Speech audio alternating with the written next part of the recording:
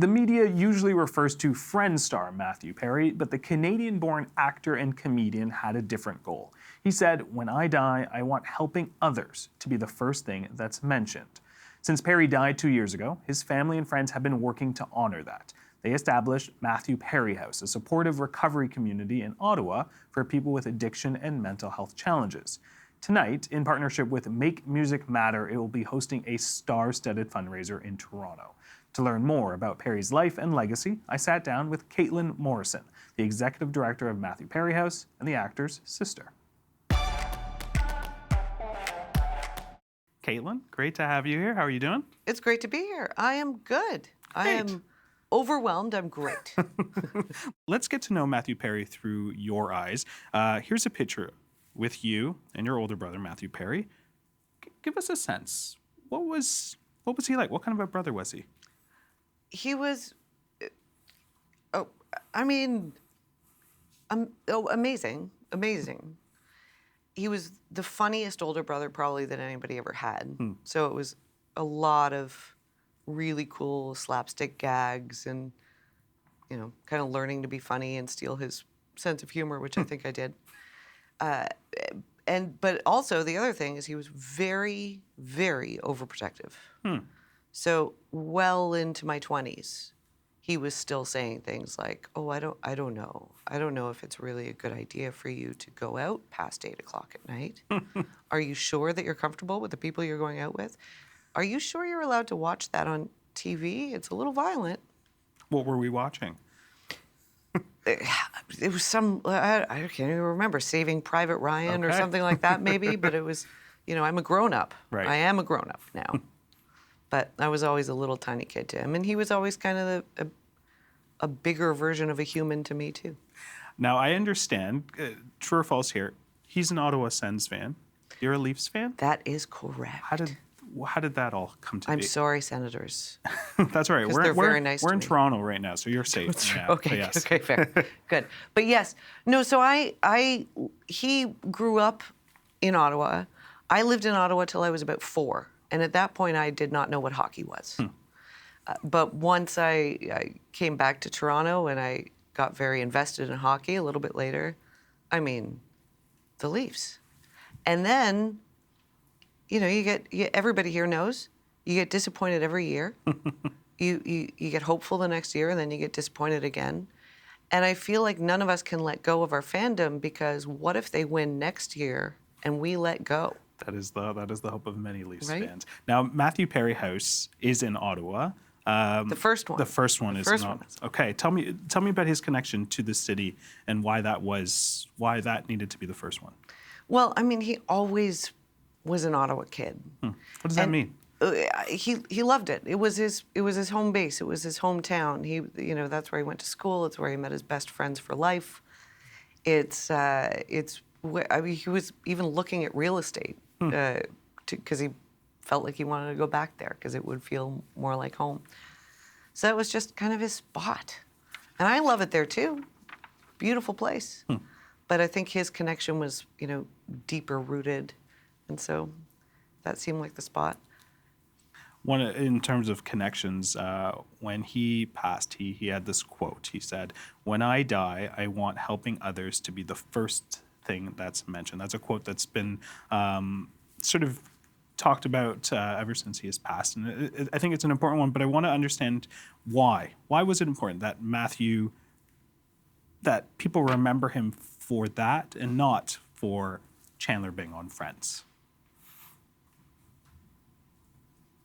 Well, that just made me think of it in a whole new way, the fact that you asked the question that way. And I think it's because when he was helping people, and he did that a lot, by the way, when he was helping people, that was what made him feel good as a human being. That made him feel like something. It took away a lot of those things that he was hiding away a lot of the time, those painful things.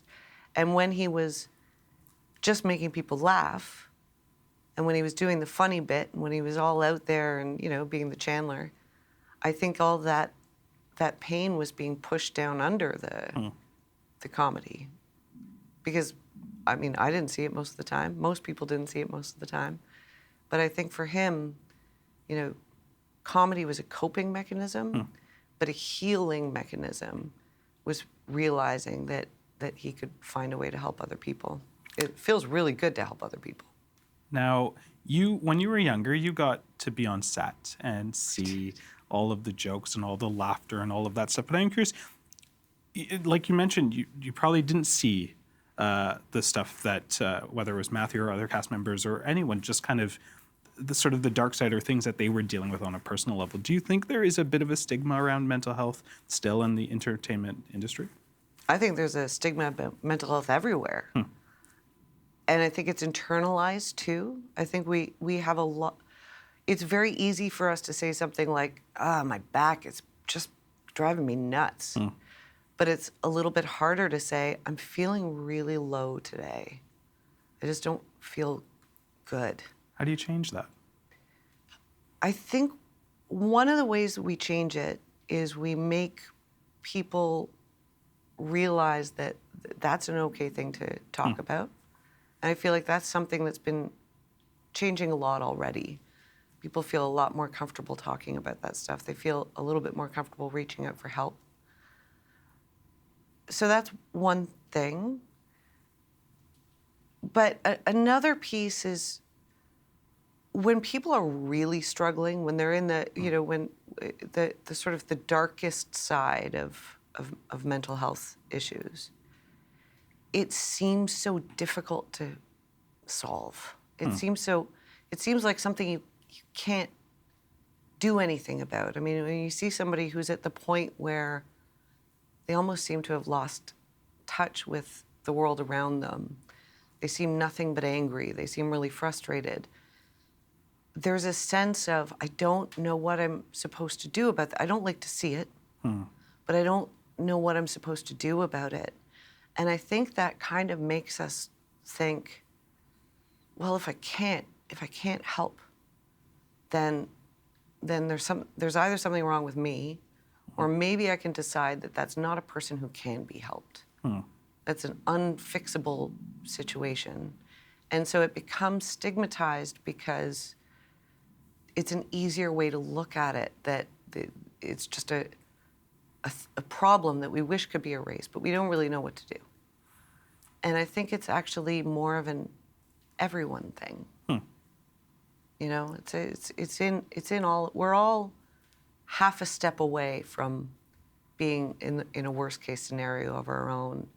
And I think the way that Matthew found his true joy in helping other people, I think that we can find a much more joyful and wonderful society if we decide that instead of trying to make ourselves more comfortable, we start looking around and saying, maybe I can help. I'm going to at least try.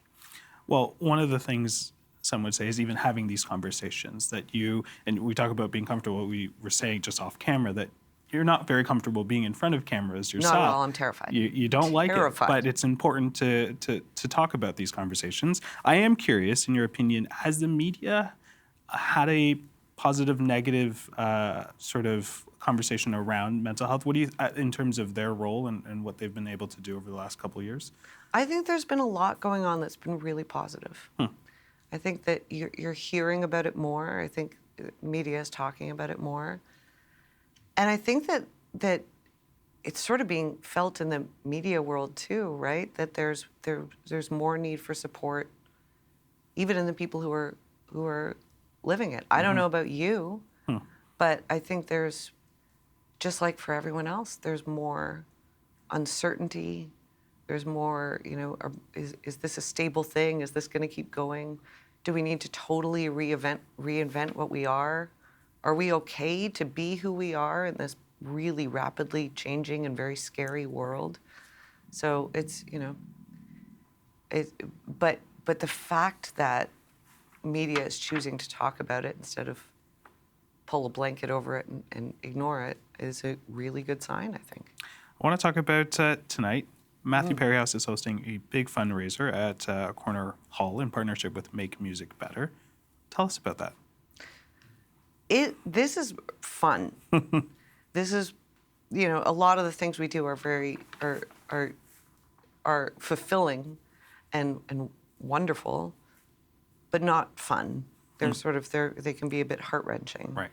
And this is kind of meant to be a thing, and the other organization, Make Music Matter, that's working on it with us, it's kind of the same thing. They deal with a lot of heavy things. And this is like you know what, we can still be joyful.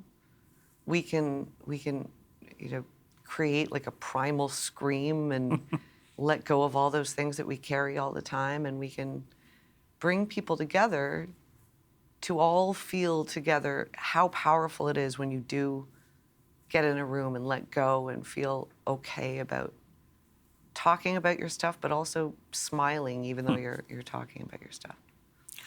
I want to ask, because you've been, you know, the last couple of years spending a lot of time talking about these uncomfortable conversations, these important conversations, what's one thing that you do to maintain your mental health? Well, first of all, I spend a lot of time just quietly spending time with my family, and that makes me, you know, makes me very happy. Brings me back to what's important in life. But I have developed a new therapy, a new kind of therapy. I used to be very into yoga. Okay. Especially like really hot, sweaty yoga. I've enjoyed it very much. But the place where I'm living, I recently moved to a very rural location, and the yoga is not available. So I had to find something else. And what I found was I enjoy being a lumberjack. So when I am feeling Are we cutting wood? Yeah, so I have in the place where I live, there are some trees that are not good for Southern Ontario. They're not supposed to be there. They made their way in, and they're stubborn, and they spread rapidly. So I go and I try to get rid of them. If I'm in a bad mood, I go to the backyard and I find one of those trees and I chop it down, and I dig up its roots. And that, by the way, better workout than yoga by far. And I drag it away. And there's something really, I don't know, cleansing, and it's wonderful to You're get being dirty in nature and as feel well, strong, yeah. and it's a very Canadian thing to have lumberjack be your kind of workout. That's awesome. So there you go. Okay. Caitlin Morrison, thank you so much for joining us on the program. Well, the pleasure's all mine. Thank you. You know, this has been great.